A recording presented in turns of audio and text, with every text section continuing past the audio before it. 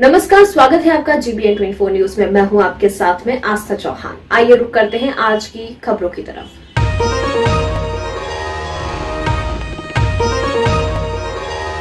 BJP प्रदेश अध्यक्ष दीपक प्रकाश ने press conference कर वर्तमान प्रदेश सरकार पर जमकर हंगामा किया। प्रदेश की कानून व्यवस्था को लेकर उन्होंने कहा कि वर्तमान में प्रदेश की हालत जो है उससे प्रदेश में जंगल राज की आहट सुनाई दे रही है। वहीं इसके साथ ही रोजगार को लेकर भी हेमंत सरकार पर जमकर हमला किया गया। रोजगार और गिरती कानून व्यवस्था पर बीजेपी 20 अगस्त से सड़क पर आंदोलन करने की बात भी कहती नजर आई। वहीं जिस तरह से जज की संदेहास्पद मौत की जांच सीबीआई से करवाने की अनुशंसा की गई, उसी तरह रूपा तिर की मौत की भी जांच सीबीआई से करवाई जाए। इसके साथ ही संसद में विपक्ष के हंगामों को लेकर विपक्ष पर जमकर कटाक्ष किया। लोकसभा और राज्यसभा में लगातार हो रहे हंगामों को लेकर बीजेपी प्रदेश अध्यक्ष दीपक प्रकाश ने यूपीए को जमकर हमला किया और कहा कि सदन में जनता की भावनाएं, मुद्दे और आकांक्षाओं के मुताबिक निर्वाचित जनप्रतिनिधि पटल पर रखने का काम करता है, लेकिन वर्तमान में लोकसभा और राज्यसभा में यूपीए गतिरोध डालने का काम कर रहे हैं। तारांकित प्रश्नों पर भी बवाल कर रहे हैं। जनता के टैक्स के पैसों की बर्बादी, उस पर भी अवरोध पैदा कर जनता की मुश्किलों को बढ़ाने का काम कर रहे हैं। 18 महीने का शासन का और झारखंड के मस्तक को नीचे पूरे भारत में गिराने वाली सरकार झारखंड मुक्ति मोर्चा की और कांग्रेसी और आम आदमी। आप सब कोई जानते हैं कि एक संपादक को भी यहां नहीं छोड़ा गया। बाद में उनका देहांत भी हुआ, उनके पास भी एक्सटॉर्शन का भी फोन आया था, बाद में बेचारे का देहांत हुआ। वकील की हत्या हुई, वकील की, जज भी छूटे नहीं रहे। और जज साहब की जो हत्या हुई उसमें सुप्रीम कोर्ट और हाई कोर्ट की जो टिप्पणी है वह इस राज्य की शासन व्यवस्था और कानून व्यवस्था की कलई खोलने वाला है, कलई खोलने वाला।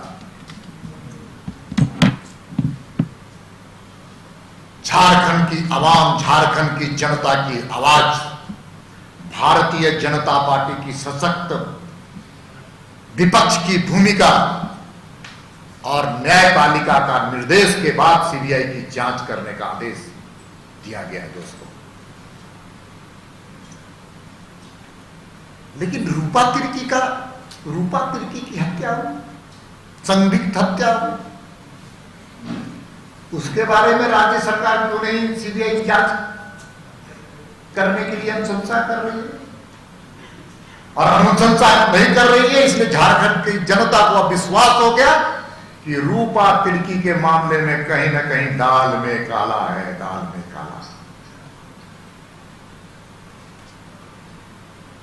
दाल में काला है।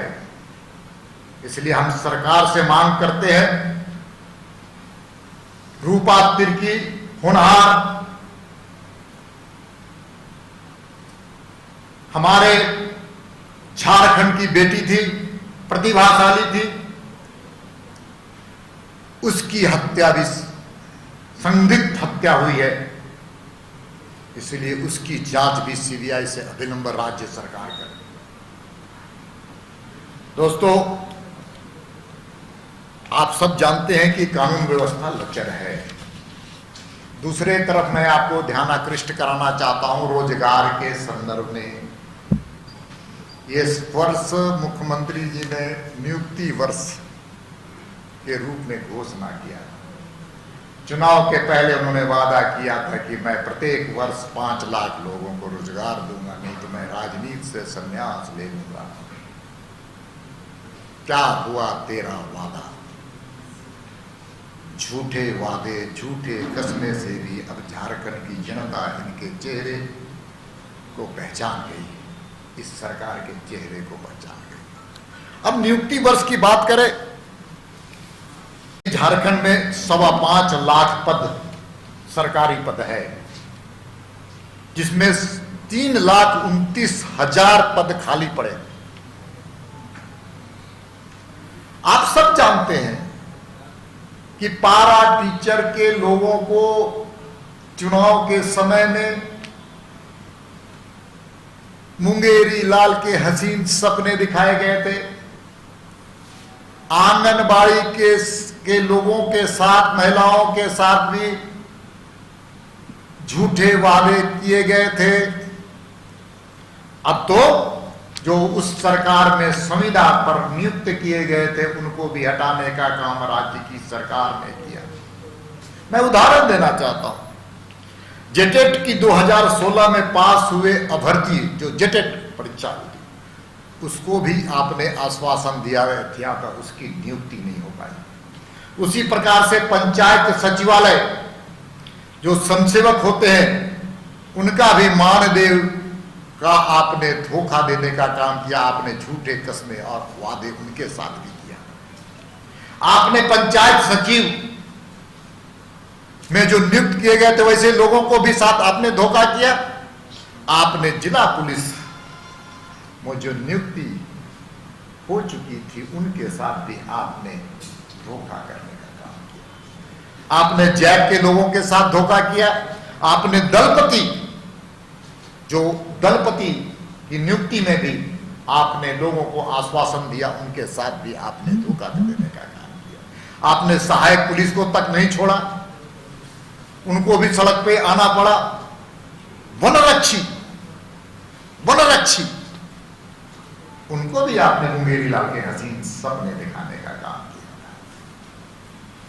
पारा शिक्षक, होमगार्ड, असिस्टेंट टीचर, और अब तो आप जानते हैं कि जो 6वीं जेपीएससी की परीक्षा हुई थी उसमें हाई कोर्ट के ने कुछ निर्देश दिया था और उस निर्देश के में को पालन करने में जेपीएससी के चेयरमैन भी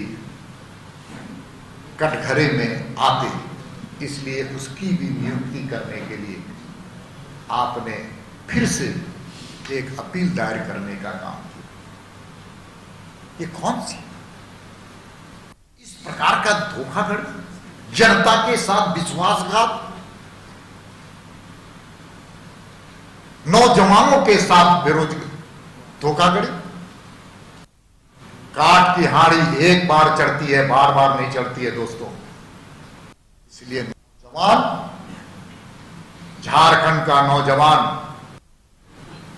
अब अपनी हक और हुकूक की लड़ाई के लिए आगे बढ़ा है,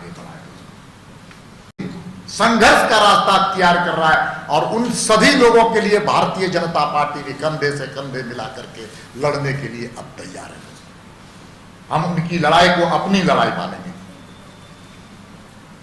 दोस्तों, अब सब जानते हैं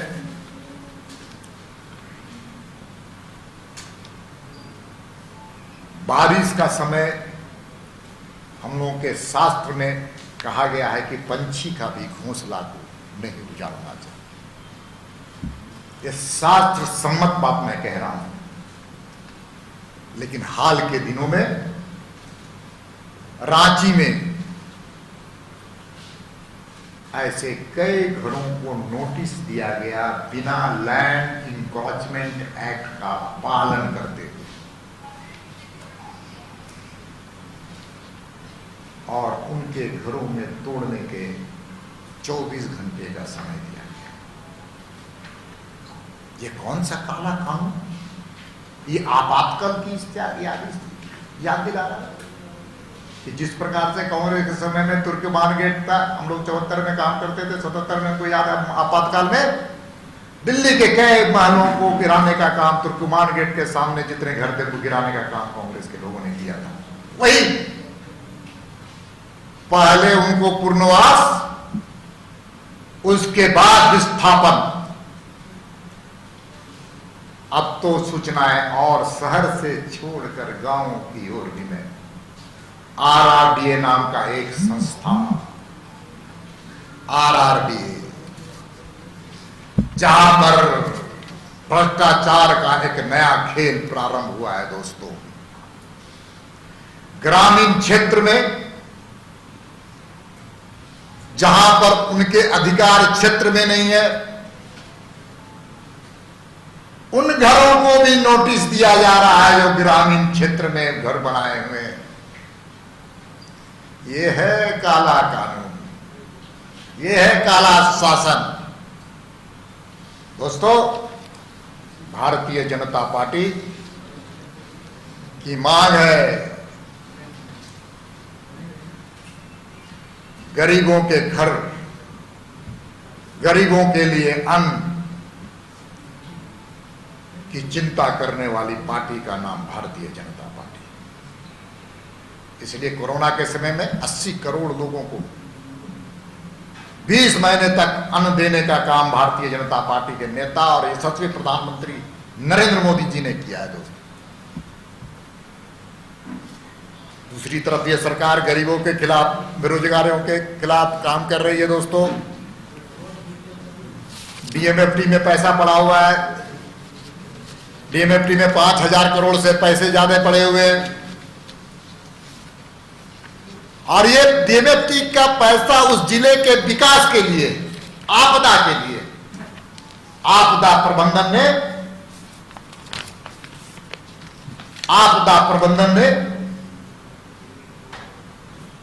केंद्र के आपदा प्रबंधन ने उनको निर्देशित किया है कि इन पैसे का उपयोग आपदा में जो पीड़ित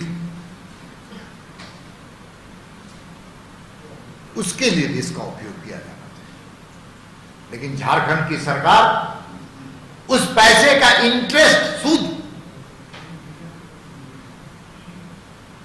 लेकर के काम चलाना चाहती है।